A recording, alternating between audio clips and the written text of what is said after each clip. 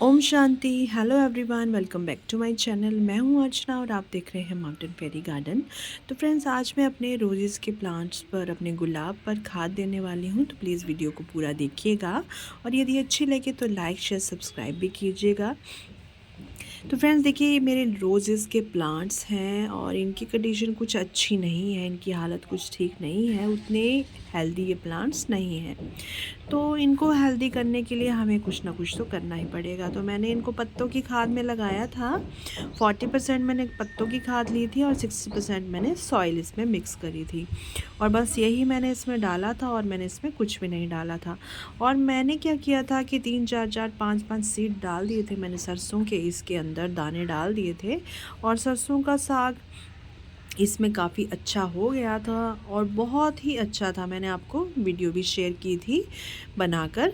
तो सारा पोषण ना उसी साग ने इसका ले लिया है, क्योंकि वो साग इतना अच्छा ग्रो हुआ था। फर्स्ट टाइम मैंने इतनी अच्छी ग्रोथ ये जो हरी पत्तेदार सब्जियां हैं इनकी गमलों में इस तरह की देखी हैं। बहुत ही बड़े बड़े उनके लीव्स थे, बहुत ही हेल्दी उनकी स्टेम्स थी। तो जो इसमें पोषण डाला था मैंने इन गुलाब के लिए, वो तो सारा पोषण वो साग सब्जी ने ही ले लिया है। और अब इसमें कोई भी पोषण बाकी नहीं है। थोड़ा बहुत होगा भी अगर, तो फिर भी हमें देखिए, मैंने इसमें कुछ भी नहीं डाला। मैंने इसमें वर्मी कंपोस्ट तक नहीं डाली है, सिर्फ पत्तों की खाद डाली है जो मैं घर से लेकर आई थी। और मैंने इसमें कुछ भी नहीं डाला। उनकी कंडीशन कोई इतनी अच्छी नहीं है। ये जो है, ये मेरा देसी गुलाब का प्लांट है। एक इसमें फूल भी खिला था, ये देखिए। और इसकी सूखी बड को हमेशा हमें ऐसे निकाल देना चाहिए, तभी हमें नई नई ग्रोथ देखने को मिलती है। वरना इन पतली पतली डालियों पर अच्छी ग्रोथ नहीं होती है। तो हमें हमेशा फ्लावरिंग के बाद इन्हें थोड़ा थोड़ा इनकी थोड़ी थोड़ी प्रूनिंग कर लेनी चाहिए। तो ये तो थी प्रूनिंग की बात। तो अब हम बात करते हैं खाद के बारे में। तो देखिए, मैंने इसमें कोई भी फर्टिलाइज़र नहीं डाला है। प्लीज़ ये जो शोर आ रहा है इसको इग्नोर कीजिएगा।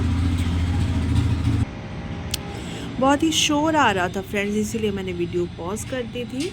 तो मैं बात कर रही थी कि देखिए, इसमें कोई भी पोषण मैंने नहीं डाला हुआ है।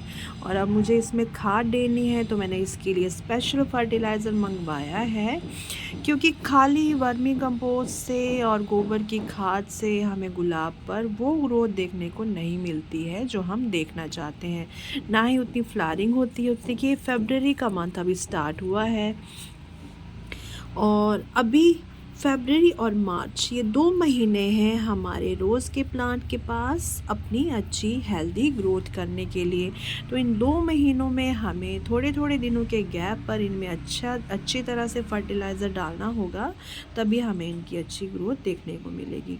तो सबसे पहले आपको क्या काम करना है कि आपको इसके प्लांट्स में, इसकी सॉइल में जितने भी वीड्स हैं, देखिए मैंने तो पूरे वीड्स इसके निकाल दिए 1-2 दिन पहले।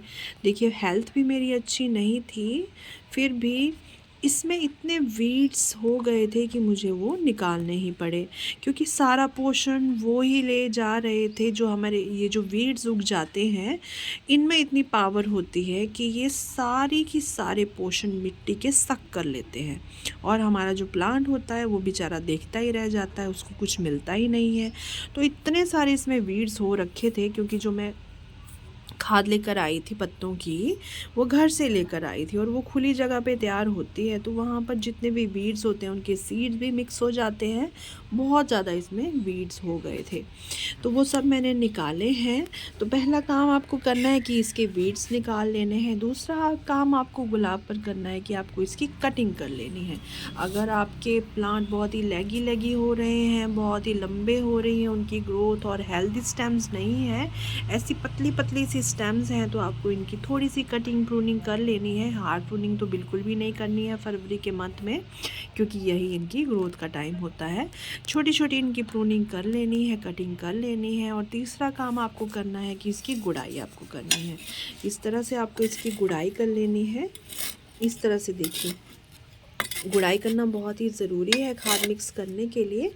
तो हम क्या करेंगे, पहले साइड की जितनी भी सॉइल है इसको हम लूज़ कर लेंगे, और क्योंकि हमें इसमें खाद मिक्स करनी है, ठीक है। इस तरह से लूज़ करने के बाद देखिए, इस तरह से हमें हटाना है इस सॉइल को, ऊपर की साइड को हटा लेना है। इस तरह से देखिए, इस तरह से हटा लेना है हमें। और ये जो इसके किनारे किनारे हैं ना, इसमें हमें कोई भी खाद हमेशा मिक्स करनी है तो हमें प्लांट में इसी तरह से मिक्स करनी चाहिए। इससे क्या होता है कि जो हमारी रूट्स होती हैं उनको डायरेक्ट टच नहीं हो पाती है जो खाद होती है, क्योंकि वो बहुत ही गर्म होती है और बहुत ही स्ट्रॉन्ग होती है। तो मैंने क्या खाद ली है इसके लिए, देखिए ये देखिए, ये है मेरी सड़ी हुई गोबर की खाद जो मैं घर से लेकर आई हूँ। फ़िलहाल मेरे पास वर्मी कंपोस्ट नहीं है, ये मेरे पास गोबर की खाद है तो मैं इसी को डालने वाली हूँ। और इससे मिल जाएगा इन्हें नाइट्रोजन और कार्बन।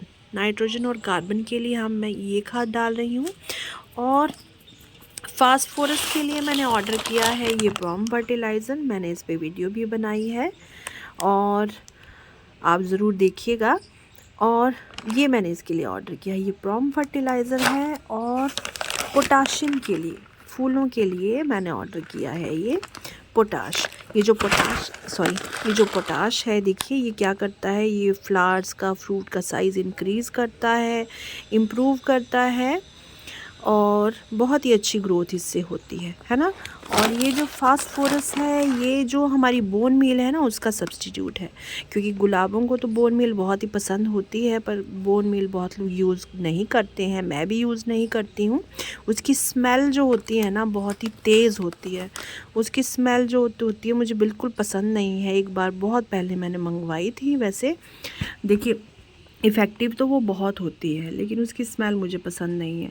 तो इसीलिए मैंने उसका सब्स्टिट्यूट ये चुना है, प्रॉम फर्टिलाइज़र। ये फॉस्फेट का बहुत ही रिच ऑर्गेनिक सोर्स है। और ये क्या करता है, ये रूट्स को जो है वो हेल्दी बनाता है, प्लांट्स को हेल्दी बनाता है।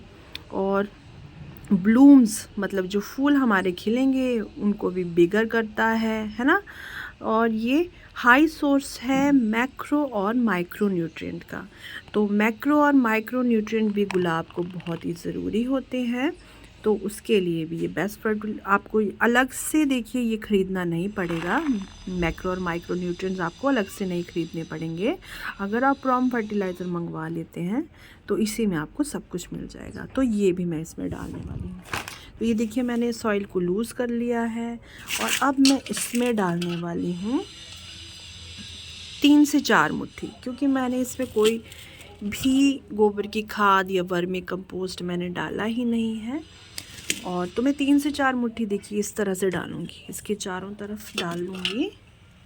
ये देखिए मैंने 4 मुट्ठी इसमें डाल लिया है। और अब मैं क्या करूँगी, ये देखिए ये है, देखिए ये मैं ले रही हूँ प्रॉम फर्टिलाइज़र। देखिए इतने दाने मैं इसके डाल दूँगी इसमें। ये देखिए ये है, चारों तरफ डाल दूँगी इसके, क्योंकि ये स्लो रिलीज फर्टिलाइज़र होता है तो ये धीरे धीरे घुलता रहेगा और धीरे धीरे इसे पोषण देता रहेगा। और फ्लावरिंग के लिए मैं डालने वाली हूँ, ये देखिए पोटाश है, और फ्लावरिंग के लिए मैं ये डालने वाली हूँ इतने दाने एक पॉट के लिए। देखिए ये मेरे पॉट का साइज़ आप देख लीजिए, ये कितना बड़ा पॉट है मेरा, ये 10 से 12 इंच का पॉट है। तो 10 से 12 इंच के लिए आपको इतने दाने इसके डालने होंगे, ठीक है, इतने दाने। और अगर आपको इसको रिपीट कब करना है, इसको आपको रिपीट करना है 15 दिनों के बाद।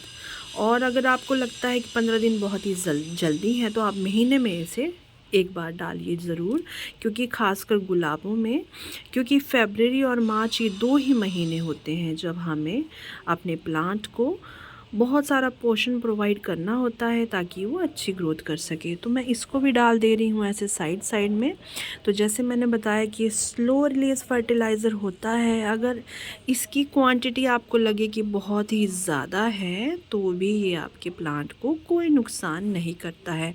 और ऐसा भी नहीं है कि आपने ज़्यादा डाल दिया है तो ये वेस्ट हो जाएगा, क्योंकि ये धीरे धीरे पानी के साथ घुल के आपके प्लांट की जड़ों को पोषण देता है। तो जो जड़ें हैं वो इससे अपना पोषण लेती रहती हैं। और आपको ओवर वाटरिंग बिल्कुल भी नहीं करनी है कि ये मतलब ये जो हमारा पॉट है इसके जो ड्रेनेज होल है उससे बह के इसके सारे पोषण बाहर निकल जाएं, आपको वो भी नहीं करना है। आपको पानी उतना ही डालना है कि वो पॉट में ही रह जाए, पॉट से बाहर ना निकले। तो ये एक तरीका है कि आपने जो खाद डाली है उसको आप वेस्ट ना होने दें। तो देखिए ये भी मैंने ऐसे साइड में डाल लिया है। और अब हमें क्या करना है, ये जो सॉइल हमने हटाई है ना, इस सॉइल को हमें वापस से इसके ऊपर ऐसे कवर कर देना है। क्योंकि होता क्या है, होता ये है कि ये जो हमारे जितने भी फर्टिलाइज़र होते हैं ना ऑर्गेनिक, इनको ना सूरज की रोशनी पसंद नहीं होती है। इनको ना अगर हम ऐसे ऊपर से सॉइल से कवर कर लेंगे ना तो ये बहुत अच्छे से वर्क करते हैं, बहुत अच्छे से काम करते हैं। इनके पोषण सिर्फ आपके प्लांट को ही मिलेंगे और वो वेस्ट नहीं जाएंगे। आपको कभी भी कोई भी फर्टिलाइज़र बस ऐसे ऊपर ऊपर डालकर ही नहीं छोड़ देना है, हमेशा उसे सॉइल से कवर करना है। क्योंकि ये तभी वर्क करते हैं जब ये गीले रहते हैं। तो इनका गीला रहना ज़रूरी है और उसके लिए हमें ओवर वाटरिंग तो हरगिज़ नहीं करनी है। तो इनके गीले रहने के लिए एक ही सॉल्यूशन है कि आप 1 या 2 इंच की मिट्टी की ऊपर से लेयर बना दें, ताकि इनके पोषण भी बरकरार रहें और ये गीले भी रहें। तभी ये फर्टिलाइज़र हमेशा अच्छे से वर्क करते हैं। तो देखिए ये मेरा देसी गुलाब का प्लांट है और ये जो है ये इंग्लिश रोज़ है, पर ये कटिंग से तैयार किया है। इसका ऑरेंज कलर का फ्लावर इसमें आता है। और ये जो है ये भी इंग्लिश रोज़ है, इसको भी कटिंग से तैयार किया है। तो ये है रेड कलर का। तो जब इसमें फ्लावरिंग होगी ना तो मैं आपको बताऊंगी। तो इन सब में भी मैं यही सारे काम करने वाली हूँ। लेकिन अगर आपको ध्यान रखना है कि आपको ये फर्टिलाइज़र अपने प्लांट में कब नहीं डालने हैं, आपको तब नहीं डालने हैं जब आपने कटिंग ग्रो कर रखी हूँ। देखिए जैसे ये मेरी कटिंग ग्रो हो रही है ना, ये हो रही है अभी। देखिए इसमें रूट्स बनी ही होंगी। अभी मैंने इसे अक्टूबर नवंबर में लगाया था। मैंने इसे दिवाली के बाद जब मैं घर से आई थी तो नवंबर में मैंने लगाया था। और अभी देखिए बिल्कुल थोड़ी थोड़ी सी इनकी ग्रोथ हो रही है। सब कटिंग से ग्रो हो रहे हैं प्लांट। तो कटिंग जहाँ आपने लगा रखी है वहाँ आपको इन फर्टिलाइज़र का यूज़ नहीं करना है। क्योंकि हो सकता है कि आपकी कटिंग जो है वो ख़राब हो जाए, उसे शॉक लग जाए, मुरझा जाए और दोबारा ग्रो ना हो पाए। बाकी जो भी आपके प्लांट हैं, एग्जिस्टिंग आपके प्लांट हैं, जो पहले से तैयार प्लांट हैं, उन सभी में आप ये खाद डाल सकते हो। तो इस तरह से मैंने डाल दी है। और ये जो मेरे 2 पॉट हैं, अभी देखिए एक ये पॉट है, इसमें भी मैं ऐसे ही डाल लूँगी और उसमें भी डाल लूँगी। एक और तरीका है इस फर्टिलाइज़र को डालने का, देखिए मैं अभी आपको बताती हूँ।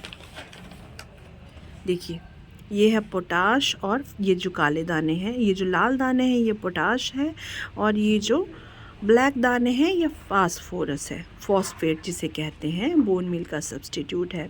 तो अगर आप चाहते हैं कि बहुत ही फास्ट आपको रिज़ल्ट मिले तो आप इनको ग्राइंड करके भी डाल सकते हैं।